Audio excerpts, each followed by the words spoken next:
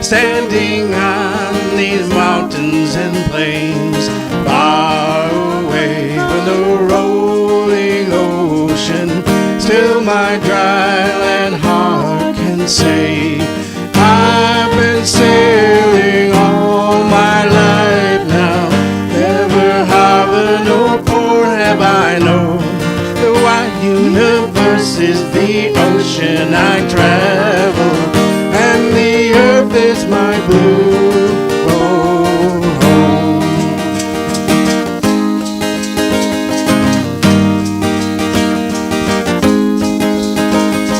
Sun, my sail, and moon, my rudder, as I ply the starry sea, leaning over the edge in wonder, casting questions into the deep, drifting here with my ship's companions, all we kindred pilgrim souls, making our way by the lights of the heavens in our beautiful blue boat home.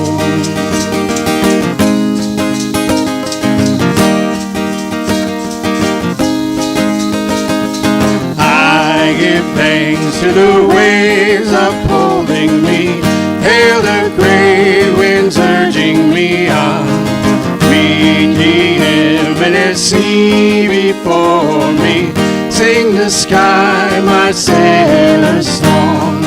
I was born upon the fathoms, never harbor or port have I known. A wide universe is the ocean I travel, and the earth is my blue boat.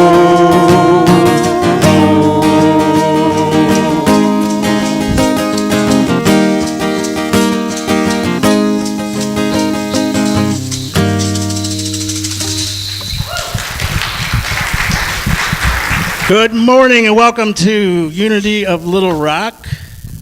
And today is Earth Day, in case you didn't know. So our songs are going to reflect that and some songs that go with the theme that Beverly is going to talk about. Something about Call of the Wild. All right, so you're going to like the next song. But before we get to that, please take this time to greet your neighbors. Hey, neighbor. So am I.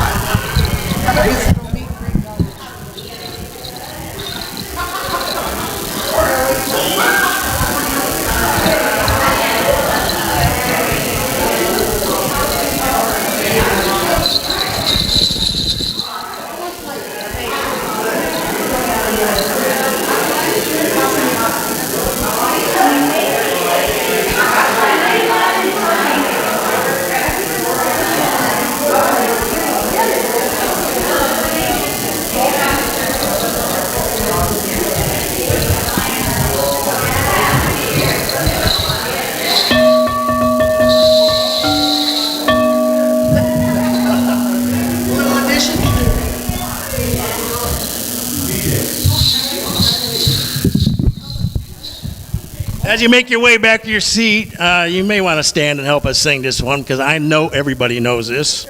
And the words are fairly simple and repetitive. Those are words? And I just wanted to, someone mentioned, they like my hat, and I just wanted to share why I'm wearing this today. It's a Detroit Tigers hat. Well, my father passed away earlier in the week. He was 99 and 7 months and a couple days. He lived a really good life. I was talking to my stepmother last night, and she said that she was looking around for something to bury him in, and she found an old Tigers cap and a shirt. So I said I would wear my Tigers cap through Tuesday when the memorial service is down in Florida. So that's why this is on. Hey up, ream away, ream away, ream away. Hey up, ream away, ream away, ream away. Hey up, ream away, ream away, weem away, weem away, weem away, weem away, weem away, weem away, weem away, weem away, weem away.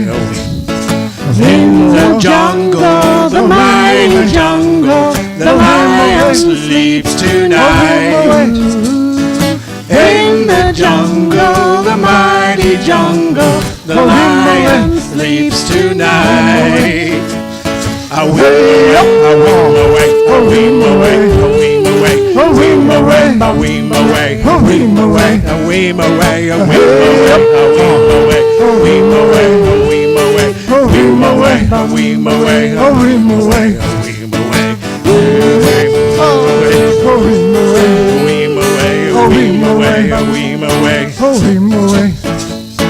near the village, a peaceful village, the lion sleeps tonight. Near the village, the quiet village, the lion sleeps tonight. Away, away, away, away, away, away, away, away, away, away, away,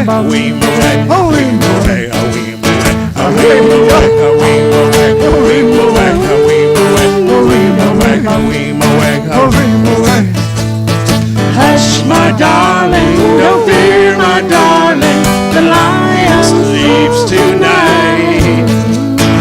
Hush, my darling, don't fear, my darling, the lion sleeps tonight. Away, away, away, away, away, away, away, away,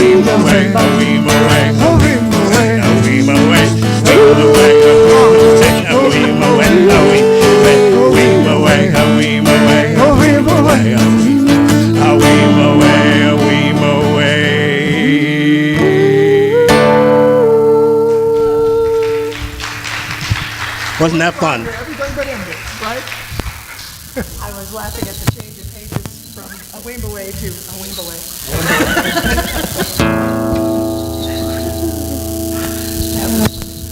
Good morning. Oh, that was great, Tim. If you'll all join me in prayer.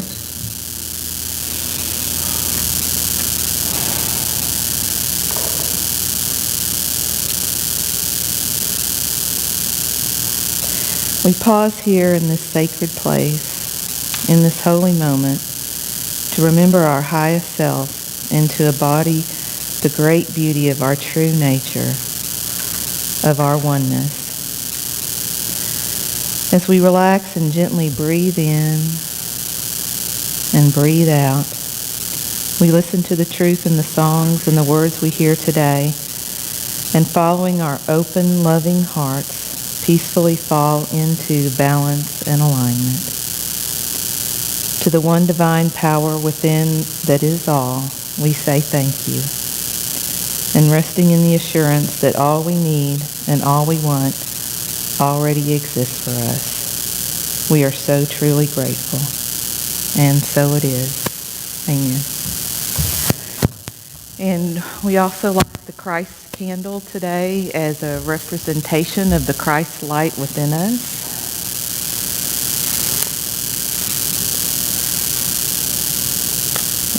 And if you'll join me for the statement of being, I am an individualized expression of God. I am ever one with this perfect life, perfect love, and perfect substance.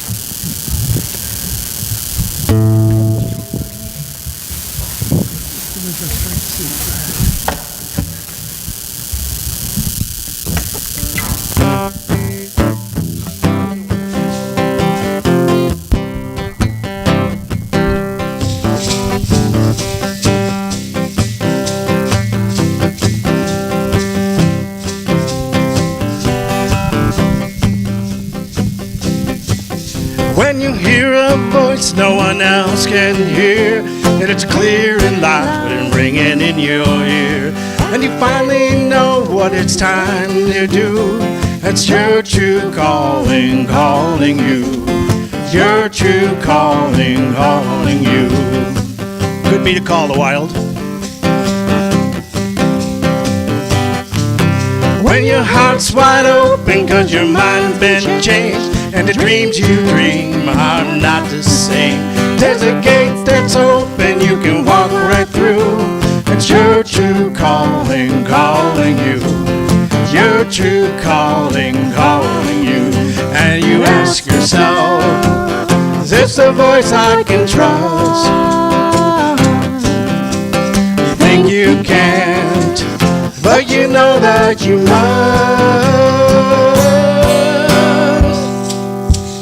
You're afraid you'll fall if you let go, but there's only one way you'll ever know. Those wings you keep folded are meant to be used. It's your true calling, calling you. Your true calling, calling you. You ask yourself, is this asking too much? You think you can't, but you know that you must. When your heart's wide open, 'cause your mind's been changed, the dreams you dream are not the same. There's a gate that's open, you can walk right through. It's your true calling, calling you. Your true calling, calling you. And you ask yourself, is this a voice I can trust? You think you can't, but you know that you must just trust. There's a gate that's open, you can walk right through. It's your true calling, calling you. It's your true calling, calling you. It's your true calling, calling you.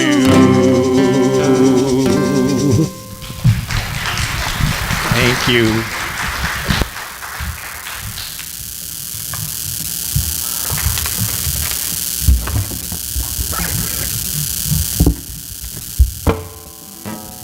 My turn? Okay, thank you so much. Hello, Unity of Little Rock. How are you this morning?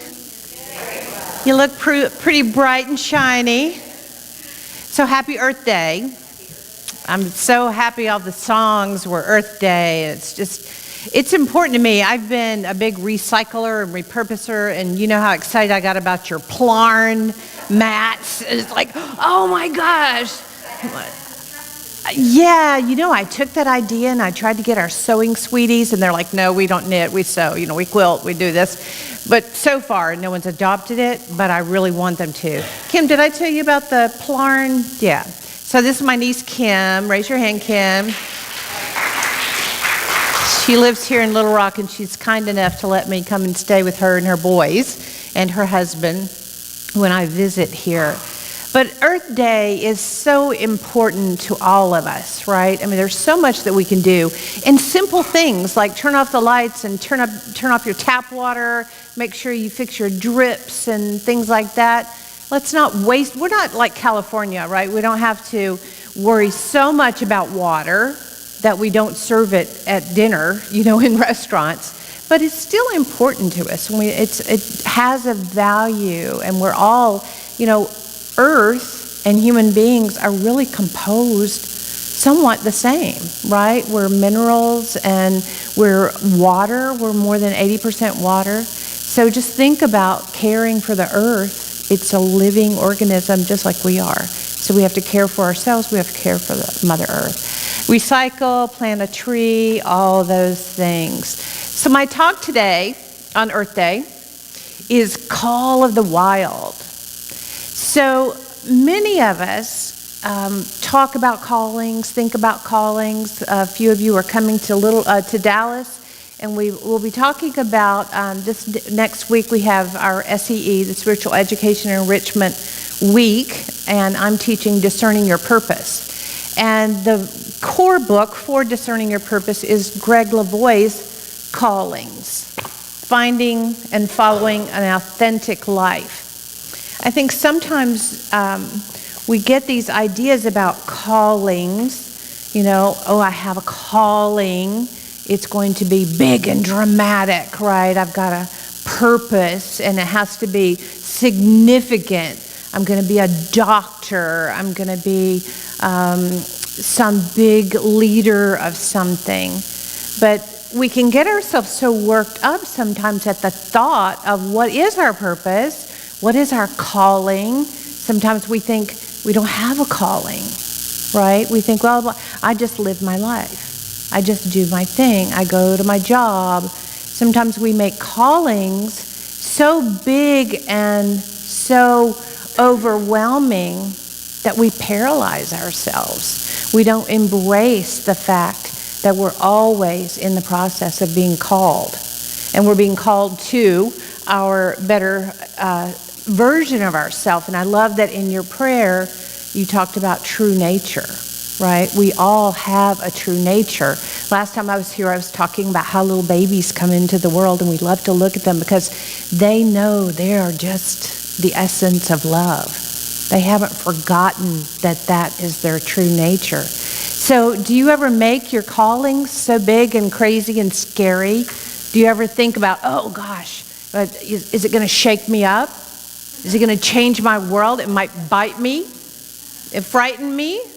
Make everything different if I really embrace who I'm meant to be in the world.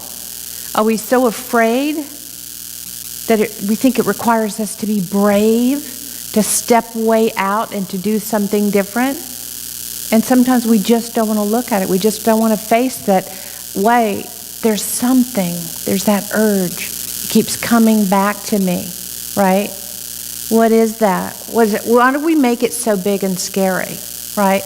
When we're little, we have a new calling every week. Kim has a son, Cade, when he had so many personas between the age of 3 and 6 or something. One day it was ninja. He was fully on a ninja, and he behaved in ninja, and he spoke in ninja. And then he was a cowboy, and he walked like a cowboy, and he totally embraced his persona of cowboy. And my favorite was naked boy who's here to save the world. And he'd put a cape of a towel over his shoulders and run around and fly off of things naked. And it was so cute and adorable. He doesn't do that now. He's 13, so don't tell him I was talking about him, because he would not like that. Aunt Bibi crossing those boundaries again. But we're talked, when we're in that mode, and Kim did a great job of, we all just embraced how cute that was. But when you want to be a policeman or a fireman or a teacher or whatever it is that you admire when you're little, and you feel that, it's new all the time, right? Oh, this day I'm going to be this and that, I'm going to be that.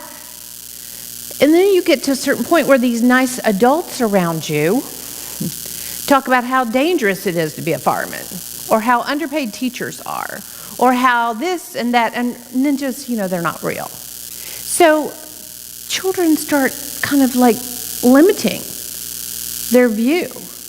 And then as we move into adulthood, we continue that process. We continue that limiting of all of our possibilities that when we're a child are unlimited, right? Every day we can imagine something new. We go with that impulse, right? When you're a kid, if you're walking and you're having a fun time and you just decide to skip, you don't need a reason to skip. You just start skipping, right? And then other kids start skipping too. It's just the natural impulse that we follow. And then somebody says, why are you skipping? And you're like, oh, I need a reason? Wait, I'm not supposed to skip? Right? I've got to have a justification for my skip. Am I qualified to skip? We start those questions and we put those on our kids, unfortunately, right? When you're a kid and you look up and you see a leaf that's a different color, and then you're looking at it and all of a sudden you're twirling around and you're spinning, and then you're spinning till you get dizzy, and then you're laughing and you're falling on the ground. All just following that impulse. What's next? What's next? What's next? This is how our callings come to us. They're not always a big scary wolf. They're not always the big change of everything. They're that little nudge to move closer to our true nature, to come back to that love that we came in this world expressing so purely. So it's not one or the other, right? If you don't have, I have a brother, and he sometimes says to me, well, I've never really had a passion. Which, gosh, he's a pretty straight-faced guy, and, he's not real dramatic. And I can see how he would feel. He's maybe never had a passion. But everybody has had a passion. It's whether or not you live into it, whether or not you lean into it and follow that impulse. And you know what? Every time you follow that impulse, it may not work out, right? But that's okay. If a child falls down from spinning around, do they say, oh gosh, I can never spin again? I'm such a failure at spinning. No. They get up, and next time they have the impulse to spin, they spin. That's why in the Bible, I mentioned this last time, make like a child, right? Make ourselves like little children. Make ourselves open. Follow those impulses. There's no limit. There's no age limit either. I was talking to a friend the other day. I'm not sure if he's my friend anymore. We were talking about this last year, since I came and talked to you guys last year about the time I was being laid off, and I was moving into this freedom of no longer being in the corporate experience. And I've had really a great year of just exploring what that feels like and looks like. And I said to this friend of mine who I've known a long time, but I don't think I really know him very well now that we had this conversation, but I said, I just have so many options. And he said, or no options. And I just went, and all of a sudden it's like his side of the table went so far away from me. And I looked at him, and I looked off to the side, and I said, I just said to you that I have so many options.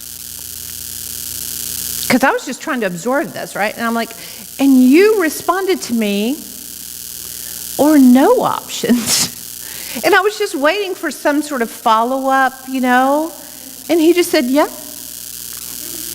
And I'm like, and I keep telling Kim, and she's like, get over it. And I'm like, no, I'm just trying to absorb. Yes, it was just a simple conversation. But you see that contrast, and contrast is wonderful, right? Contrast helps us to know what we're about and what we're not about. That's not what I'm about. I am not about no options. That will never be my life. I will always have more than enough options. Because that's the way I see the world. And it just kind of hit me that, gosh, I just don't even know this person across the table from me who would look at me and see no options, because I'm not taking that on. It's like, that's his. That's about him and his belief. But that's also what we do with little children, right? Because as adults, we learn the hard way, and we do things, and we limit, what's practical and what's right and well, life is not always practical or right or easy, and we learn by making mistakes, by taking chances, right? We have to move into these impulses. Callings can be big, hairy, scary changes. And they can also be little nudges in the right direction, right? Just simple little inner voice, right? You have an inner voice, right? Yeah? Some of you? Or all of you? 8 or 9. And that's kind of, a different thing. But that's okay. We love that too. But when you're a kid, you're following your bliss, right? And Joseph Campbell says, if you follow your bliss, doors will open for you that wouldn't have opened for anyone else. Have you ever had that experience where you're just like, you're going, well, I don't know. And then somebody comes along and they're just walking by in the grocery store and they're talking to someone else, but you hear the answer to the question that you put out to the universe earlier that day, right? You're asking and you're getting the answer from people you don't know, but it's a little bit of guidance here and there. I watched a movie talking about all these multiple personalities and voices in your head. I watched a movie years ago. I think it was an Australian production, but it was about two people who were both manic depressives or schizophrenic, I think. But anyway, they were under medication and they met in this clinic or whatever, and there was a man and a woman and they fell in love and they wanted to have a child. They were under control with their symptoms. But in order to have a child, she needed to get off of her medication. And one of the things that she did in these states of mania or schizophrenia or whatever it is, I can't recall exactly, I'm just remembering this. This wasn't even part of my talk. But she would write down in a journal her questions, and then she would have to watch Wheel of Fortune every day because the answers came to her in the puzzle answers. And she would write it down and it would make sense to her. And it always did, but whatever she did, she had to be there to find her answer on Wheel of Fortune. But it seems kind of crazy, and it was one of those dark comedies, you know, you enjoy it, it's funny in ways, but there's a lot of truth to it, right? That's not so crazy if you remember Neil Donald Walsh's book, Conversations with God, right? That's exactly what he's encouraging. Listen for your guidance, listen for your little nudges here and there from everywhere. Because once you ask, the universe is going to give you the answer. The question is, are you willing to listen and to respond, right? Because we get opportunities to engage in this process. It's a creative process, right? And we're all part of it. We're all the source of it. We're all in it all the time. So we're always asking. The Bible says pray unceasingly. We can't not do that. It doesn't mean go sit in prayer 100% of the time. It means, hey, wake up. You are always praying, right? Positive words, negative words, you're always asking, you're always getting an answer. So, follow your bliss, because that's going to lead you in the direction of your good and put you in service to others. It's going to, when you serve your good, you're serving everyone's good. So I love this quote by Tom Robbins. We waste time looking for the perfect lover instead of creating the perfect love. And I don't know if you remember last year, some of you were here when I did my talk on my journey, my unconventional journey to love. But the fact is, love is who we are, right? And when we're always looking for love to show up outside of ourselves, we're going to keep on that journey, right? Because that's putting it into the conditions around us rather than being that. And when you are love, there's a vibration that happens, right? And so then you find more love, you see more love, you experience more love, because you are the love that you're looking for. And so, yeah, if it comes in the form of the perfect love or the perfect lover, great. Either way, it's not limited to the conditions around you. So the ideas of I have every option or I have no options, it's expansive or contractive, right? And we can choose in any given moment how we're going to be. Do we want to have an expansive view of the world? Or do we want to have a contractive view? For ourselves, and for others. I mean, clearly my friend, even when I challenged, didn't get that he was doing this, because he's like, yeah, like, that's what I said. No, there was no resonance with my perplexity, It was nothing, he just didn't get why I didn't understand why he would even have that thought, much less say it out loud to my face. It's like, and it's not true for me. It's like, wow, I do have so many options. And it's up to me to see them or to not see them, right? We have to look around us and make choices. Which way are we going to go? Not everything is the right option. It might be the right option for the moment. We don't always know, we always get the answer to our prayers, but it doesn't always make sense in this moment what that answer is. Sometimes it seems illogical, but if we ask for an answer and we get it, and we follow it, as Joseph Campbell says, follow your bliss. When you know that you've asked and you've been answered, it's really it's where faith comes in, or trust, right?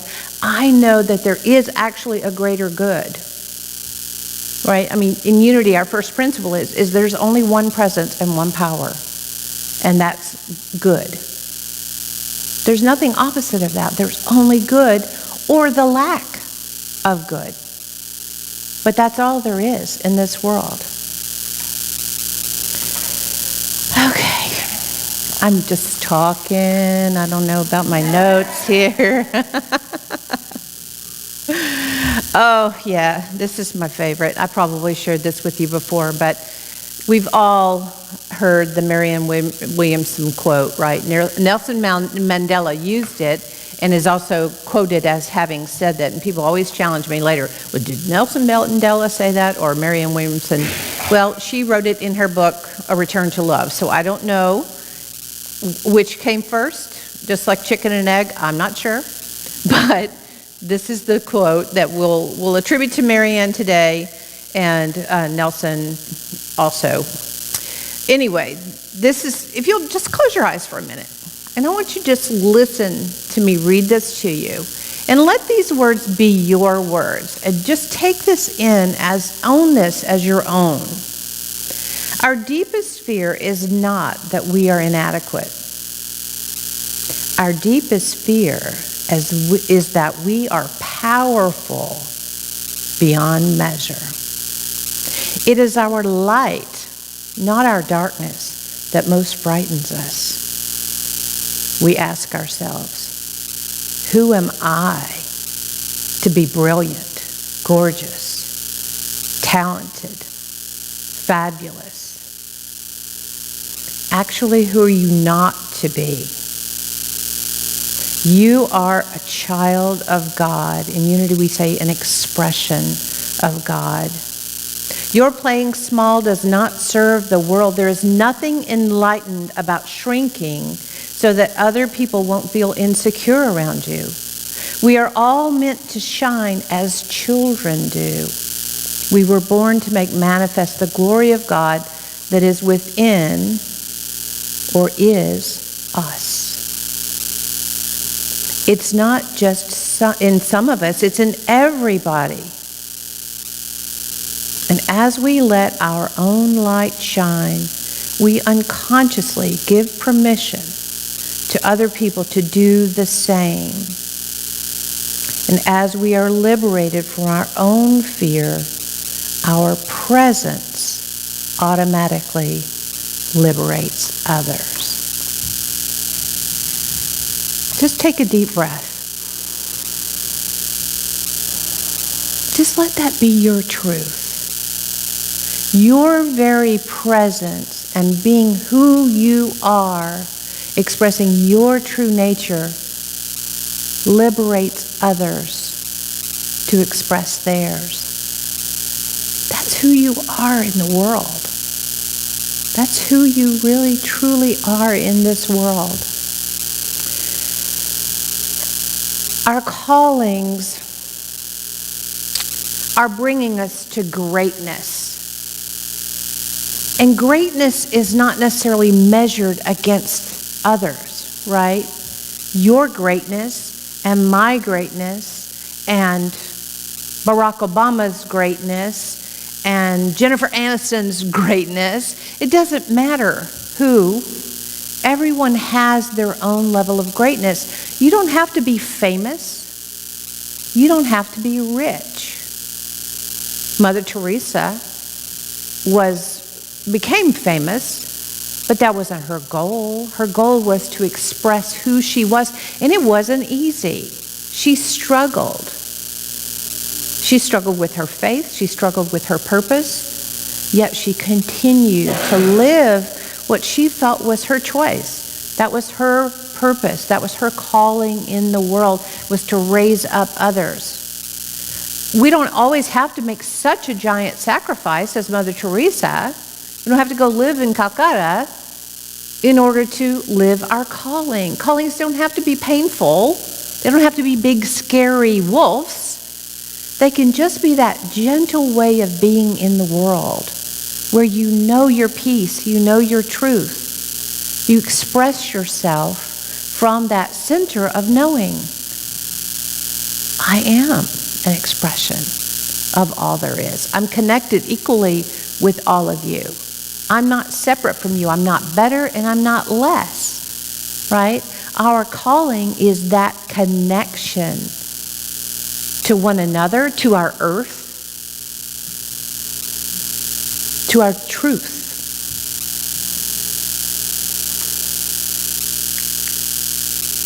So, everybody know this story about Jonah and the whale, right? I was trying to remember that song. There was some song we sang in Sunday school. I grew up Southern Baptist. We had some song. And I looked it up on all the different YouTube songs, and I kept going, that's not it. That's not it. It had something to do with... Anyway, the Bible says a fish. You know the song? You want to sing it? It's the belly, something, belly of the whale. Anyway, forget about that. So Jonah was a prophet, and he felt inspired by God to go to Assyria, the city of Nineveh, and tell them to repent from their wicked ways. They were living in a certain way that wasn't righteous or whatever. But Nineveh was an enemy of Israel. And so he thought, whoa, I'm going to go into my enemy's world, and I'm going to start telling them that they're wrong. That doesn't feel right to me somehow. I don't feel safe. So I'm not going to do that. So he jumped on a boat. Okay, how many of us have felt a calling, a little nudge, even if it was just to buy someone lunch at Taco Bell? That happened to me one day. I was standing in line, and this woman was right in front of me. I probably told you this story before too, but she didn't have her wallet all of a sudden. She said, oh, I forgot my wallet. And I had this impulse to offer to pay for her meal. And then this other voice said, oh, she's going to think you're weird. What is she going to, she won't understand why you're doing that. You don't even know this woman. So in that moment that I had that hesitation, she walked out. And I felt like, oh, who cares what she thought? I could have been of service to her in that little moment. That was my little nudge of that day. But it was an awareness that I have to move with those impulses, especially a positive impulse like that. And really, Taco Bell, it's not like she was ordering, $100 steak or something. It was Taco Bell. But anyway, we don't always go with the urge that's taking us in that direction. Sometimes we might start out, like I started out in art school, and I wasn't very good at interpreting my art. My teacher liked all the art that I did, but I didn't have any, whatever. I didn't have any, what do you call it, finesse. I just said, yeah, that's the project. You told us to do that, and I did it, and it turned out nicely, don't you think? I mean, and other kids were like, this is the evolving consciousness of, And I'm like, what? I don't see that. You made a tree with construction paper. So even though that was my desire to be in art, I allowed myself to be squashed down that wasn't his intention, I'm sure. I'm sure he was challenging me to step up into my possibilities, but I couldn't at that time, right? So I changed majors. How many people have been told, oh, don't do this, don't do that. Now when kids ask me, what do you think I should study? I'm like, what do you love? When you go to college, study what you love. That's what you're going to be successful in doing. Deepak Chopra wrote a book called 7 Spiritual Laws of Success, and in that he talks about his own kids and how he taught them to do what they love. And he said, if you don't make any money at it, don't worry, I can take care of you.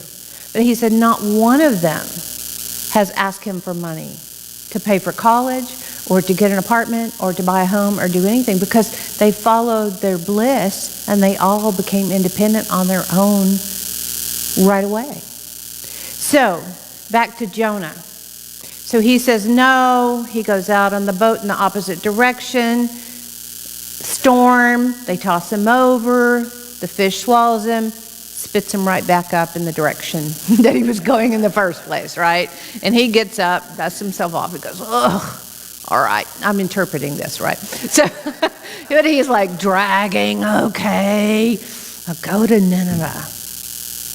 And he did, and they were receptive, and hallelujah, they reformed, right? It wasn't as hard as he made it. He made it hard. He had to live in the belly of a whale, allegorically, for 3 days. So how many times do we do that to ourselves? We go, oh, I don't know. I'm hesitant. I'm fearful. I can't. And then we end up with a little nudge, and then it's a little push on the shoulders, and then finally it's a big kick in the pants, right? And then finally we say, okay, I will. But all of that suffering we put ourselves through, not that it's pointless, because, the contrast is good. If you don't have suffering, you don't get the full effect of joy, right? I mean, sometimes we need to work a little harder, but I think sometimes we tell ourselves it has to be hard. But Joseph Campbell promoted following your bliss because that is paddling downstream with the current, right? As opposed to upstream. Why do we think it has to be so hard if it's going to be something that matters to us and matters to those around us? We can be that one unique flower. We can be that one special. I know that we're taught to conform and we're taught to fit in and we're taught not to let our light shine. But where does that get us? We get repressed and depressed, right? We're not living and moving and having our being in this world. We're holding back all of the gifts that we have. And in sharing your gifts, you amplify your gifts, right? You make more loaves and fishes. You make more of what you have by sharing it with others. So the callings can be big and they can be transformational. Or they can just be little adjustments. And for me, over the past year, I have loved not working because it slowed me down. It's brought me a breath of air. It's given me a moment to kind of go, wow, I kind of like the less stressed version of myself. But that doesn't mean I'm never going to work again. And it doesn't even mean I'm not going to be in a corporate job. It means I'm not going to think that because I have to go, if I decide to do something like that again, that I have to be stressed to do it, right? We set those expectations in our minds, right? If I'm going to be in this, it's going to be like this, and it's going to be tough, and I'm going to have to really buckle down and work hard, and it's going to really, if I'm going to get that much money, I'm going to really have to take on that much stress. Why is that true? Except that we expect it to be true, right? The universe is waiting for us to ask for what we need. What we need is a way to express ourselves. and to be love in the world. And that's it. If you get a lot of money for that, that's perfect, right? What? Yeah, exactly. Bring me the big bags of money. That's okay. We don't have to be impoverished to be spiritual. We don't have to suffer for our art. That's an archetype, but Joseph Campbell was a mythologist. He studied archetypes. When we tell ourselves that we have to suffer for our art, then we will suffer for our art, right? But if we tell ourselves life is easy, I have so many options, things flow in my life, through me, as me, for me, with me, I'm an expression of all the good that is in the world, then what else can I be except that, right? If you tell yourself the opposite, then you have the opposite. But dreams don't come true. They are true. You know, that heart's desire that you have to be a certain way, to express a certain way, that's put in your heart. That's coming from the inside of you. Mary Morrissey says you can't get to your dreams, you have to come from your dreams, right? Dreams, they don't come true, they're already true. They're waiting for us to acknowledge them. If you remember the story I told, I don't know how many times, about the lizards in my backyard, and my boyfriend at the time going, I don't have those in my backyard. How come you have these beautiful things in your... It's like, you can't not have these in your backyard. You have grass, you have trees, you have bushes, you have water. And then all of a sudden he's like, I've got so many, where did they come from? He couldn't see them because he wasn't looking for them. If we're not looking for ease and flow, we can't find ease and flow. And finally, I love this quote by George Eliot. I have it, I read it decades ago on one of those calendars, quote, you know, the little calendar quote a day things, and I posted it on my refrigerator. George Eliot was actually a woman named Marian Evans, but she was writing in Victorian era time, right? So she had to write under a pseudonym of George Eliot to get published. But she didn't say, oh, I can't do it because I'm a woman. She found her way to be true to her nature and to express her true calling of writing poetry and novels. But it's never too late to be what you might have been. It doesn't matter how old you are. It doesn't matter what statistics say. It doesn't matter what some guy across the table says to you at dinner. It doesn't matter. What matters is, who are you to be in this world? Only you know that. No one else can tell you that. I don't care how many people try to tell you. Right, Sandy and Pat? I'm just teasing. Moms, notoriously, right? We always tell our mom told us this and our dad told us that. Family members. It's bigger than that, right? It's our collective consciousness. But what if we start an evolution of collective consciousness of possibilities, right? There's little pockets of it all over the place. But the more consistently we are that, the more consistently we add to that growth of that consciousness, right? Just like the more we meditate, the more peace there is in the world. That is just a fact. We are vibratory beings. So what I hope for you today is for you to live your true nature. Whatever that calling is, if it's to buy someone a Taco Bell, or if it's to leave your job, start a new business, start making a creative expression. It doesn't have to be a big thing. It can be a small thing, but you know when you're lining up with that. And that harmony within you affects the harmony of the world. And it's Earth Day, so we want to take care of our world, right? So thank you very much.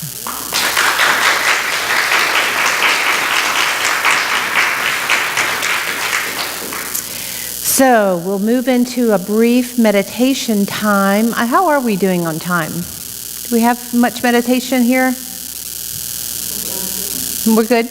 Okay. So let's just all sit with our feet on the floor, both feet, so your hips are level and balanced, and let your spine be straight. So if you need to scoot your back a little bit, these chairs kind of lean back a little bit, so you might even want to sit forward, but let your spine be erect, so that from the base of your spine to the top of your head, you just have this string that pulls you. And just put your hands open and receptive on your lap.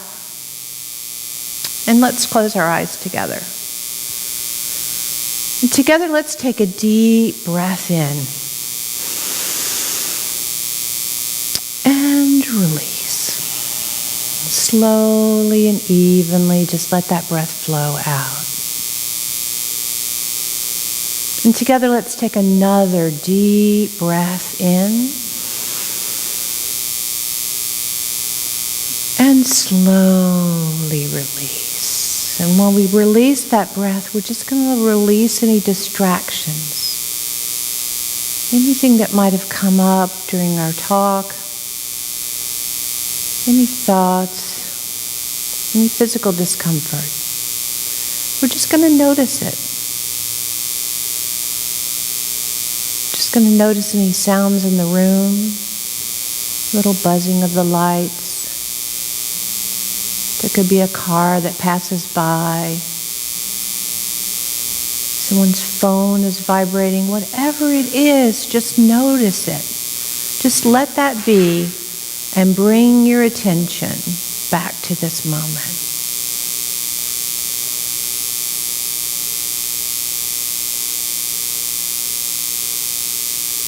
Whatever feelings you're having, physical or emotional,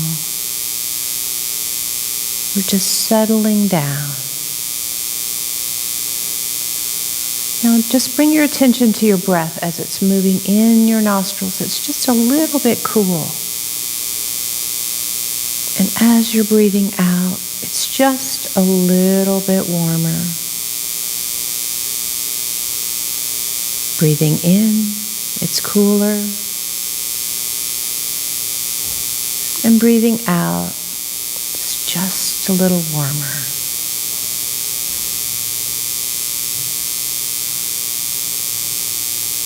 Now follow your breath as it moves deep within.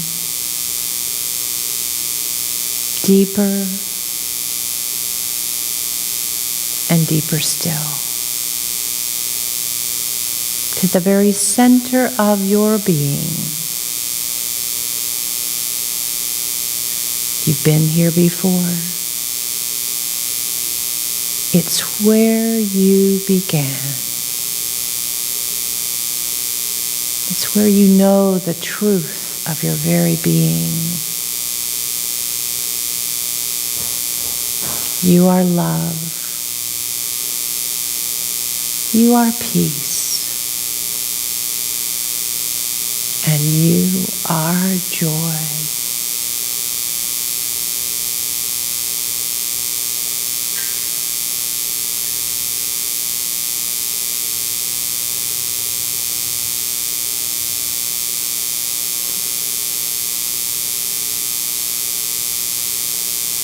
From the center of your being now, expand yourself out. Every direction, connecting with those in this room, those in this city and state, across the United States, and around the world, wrapping our world in that very truth of your being.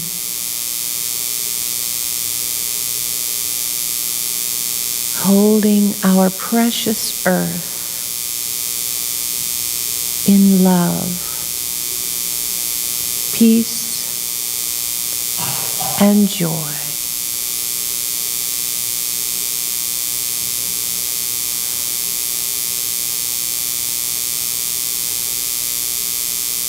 There's no limit to the power of your consciousness.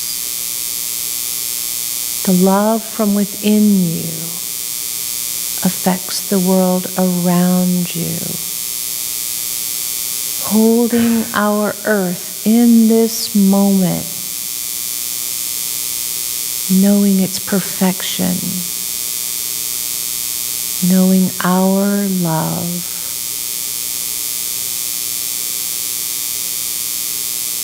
Let's take this time in silence.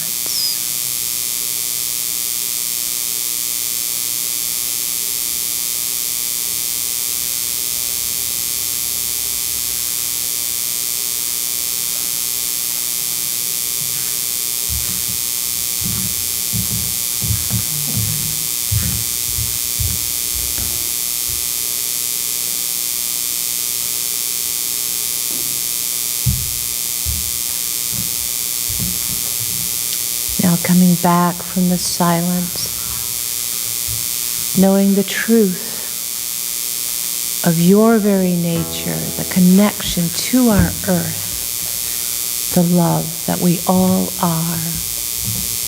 Bringing that back to this moment and this time. We say thank you, thank you, thank you. And so it is.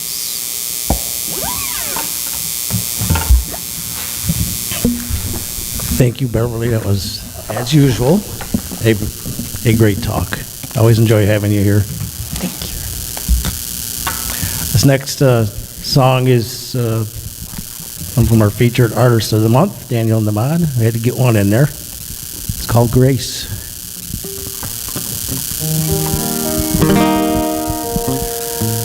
Grace, grace, grace,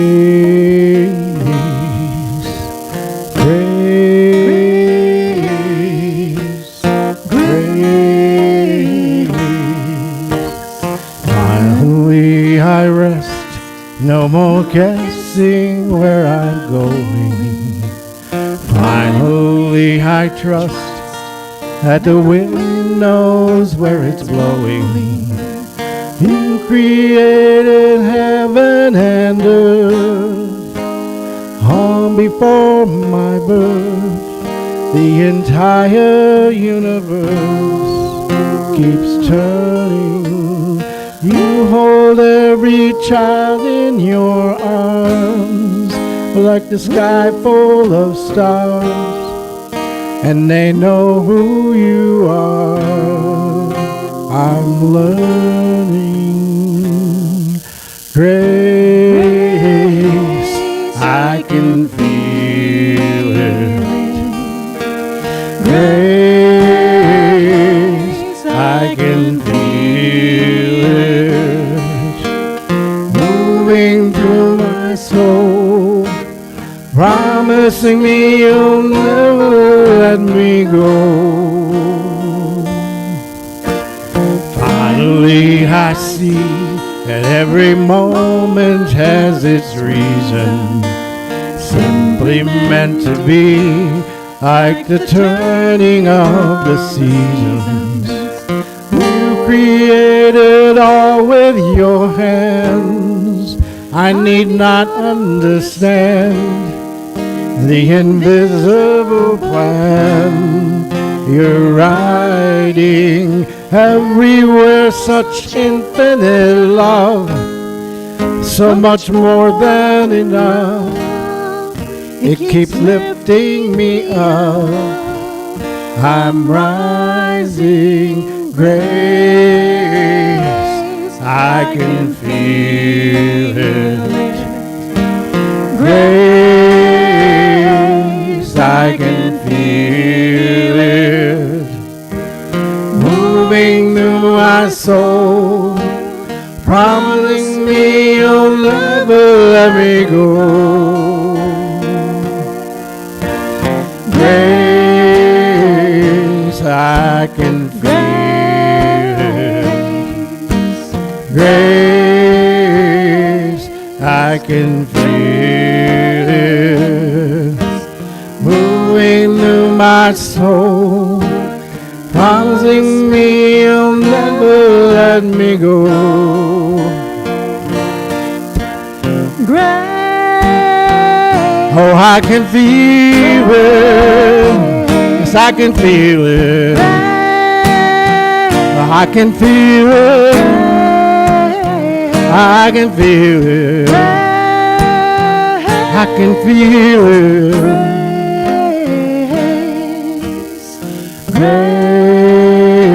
Grace, oh grace.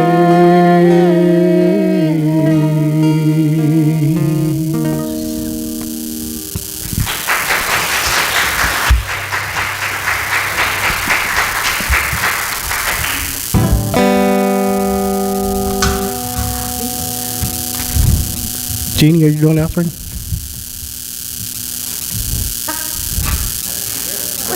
Wake up, Jeannie.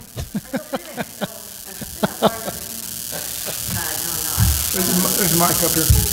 Here you go. There you go. We got you.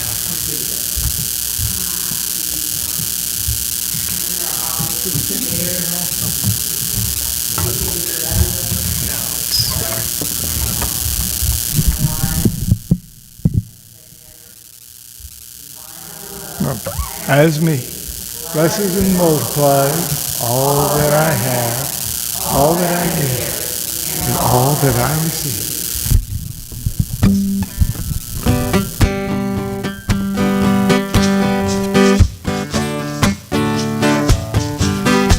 Another Earth Day song.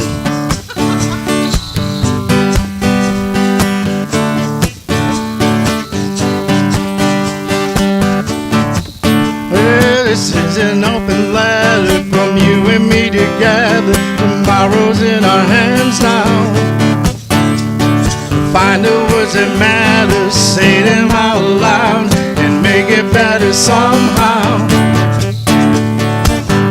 Looking down from up on the moon, it's a tiny blue marble.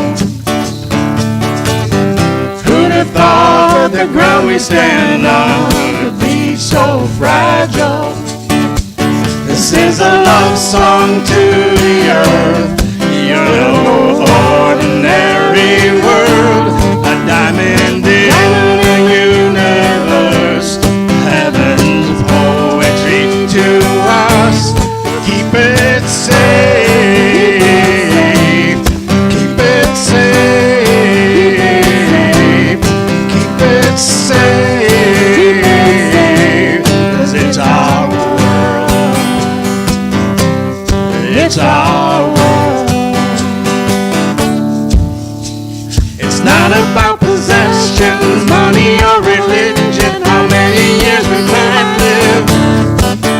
When the only real question that matters is still a matter of perspective. Looking down from up on the moon, it's a tiny blue marble. Who'd have thought the ground we stand on could be so fragile? This is a love song to the earth. You're no ordinary world, a diamond in the universe, heaven's poetry to us. Keep it safe, keep it safe, keep it safe, 'cause it's our world, It's all world. it's our world, It's all world. it's our world, It's all world. it's our world. Bada bang, bada bang, bada bang, bang, bang. I'm an earth sinner, every place. Time for us to do our best. Deep down to It's every our rest. world. Be under crazy stress unless you want to be our motherless. world. Clean heart is the way I stress. It's our world. Greediness and too much greediness. 6 million people want It's plentiness. our world. Some people think this is a happiness. It's But if our we world. continue, it's the only emptiness. It's our world. It's our world. It's all world. This is our love song to the earth. You're no ordinary world, a diamond in the universe, heaven's poetry to us.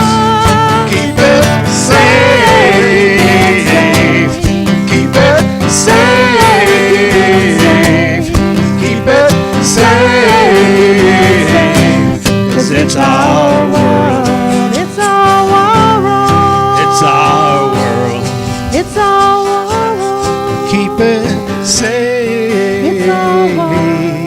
Keep it safe. Keep it safe. 'Cause it's our world. Featuring Rapping Bill here. Oh, yeah, rapping Bill. Whew. How did I let anybody talk me into it? Would you like a mic? Yes, I like mine. Sure, why not? Where's mine? Where's mine? There's all kinds of lakes. Yes, Bill knew he was going to do this. He's nicer about this than my other compadre. Hello? Where am I? Okay. So today we're having Save the Buffalo Buffalo River. River again, which is going to be at the Rev Room at 2 o'clock. But what I wanted to add to that is that a lot of the featured artists that have been here for Sounds of Unity will be there as well, such as Tenpenny Gypsy, Karen Saxon and the Human Togetherness Choir, Yeah. Rowdy Faith, Charlotte Taylor, Paris Song, and others. And it starts at 2 o'clock. And What time are we up, Tam? 5:30ish? 5:30? Okay. I thought it was 4:30. Good thing. Now we have to be there at 4:30. Okay. All right, glad we straightened that. Tam and I are part of the Human Together Choir, as are some other people here, I think. The At the Rev Rev Room. Room downtown. Downtown. Somewhere. I don't know. I've never been there. Right where the curve turns abruptly right going on Campbell after you come off the highway. So when you go under the convention center, that curve, the road is right on that curve. Yeah. Down the corner of there, Christian section, Boulevard there. Thank you. Hopefully we'll be up there. So let's all save the Buffalo River together. Okay. And wanted to let you know that our church has been reserved for a private event that's going to be taking place from 3 p.m. Friday to 7 a.m. Saturday. So it'll kind of be Hands off. hands off, is that right? No entry. They're asking that no interruptions for what they're doing. So I just wanted to let you know that. Coming Saturday, the Chakra Vibe one-day retreat, and that's with Grace Shivers again? Yes, Grace Shivers. I guess that's a monthly event now, at least for a while. And that starts at 10 a.m. till 4. I believe so, yeah. 10 to 4. And then next Sunday, we're having our meditation garden and cookout celebration. And I want you to know, I have it on good authority, it's going to be sunny and 76.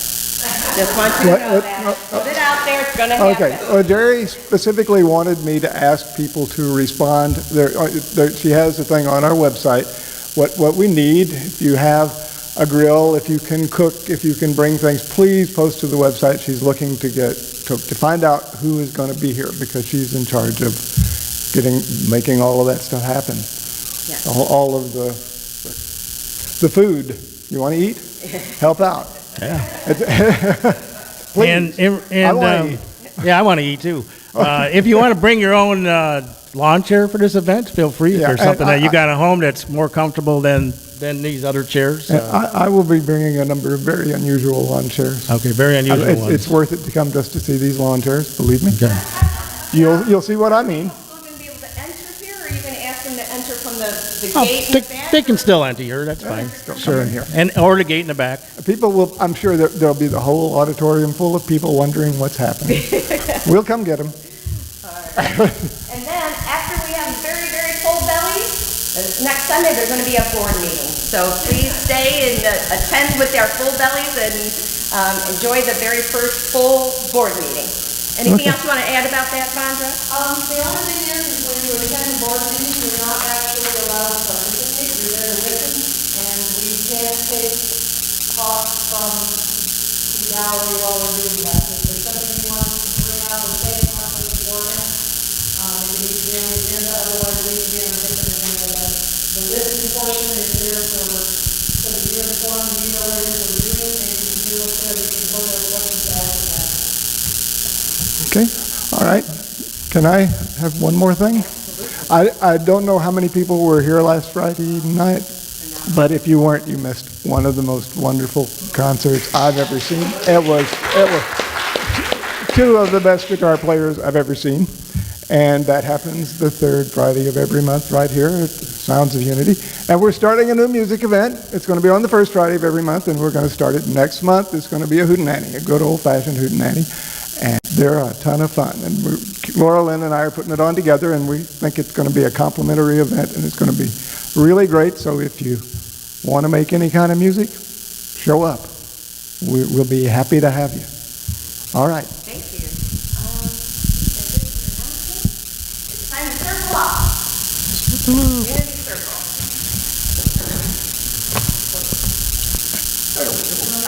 You know, I can turn that off if I try. I don't think I heard you. No, I'm going to. Ken Tam, I got it. You got it? I got it. If I can hand it to you, Tim.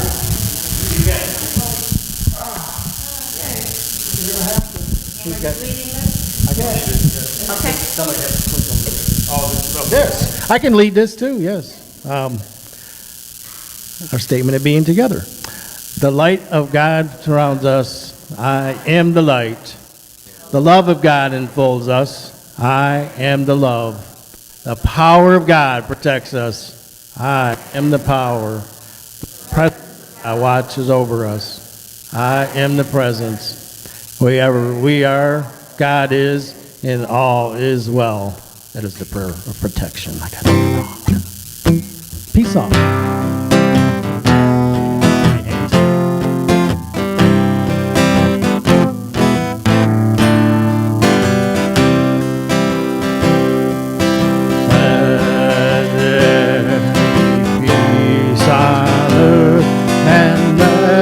Begin with me. Let there be peace on earth, a peace that was meant to be. For God is our Creator, family all are we. Let us walk with each other in perfect harmony. Let peace begin. Let this be the moment now. With every step I take, let this be my joyous vow to take each moment and live each moment in peace eternally. Let there be peace on earth, and let it begin with me. Yay, God. Hallelujah, hallelujah.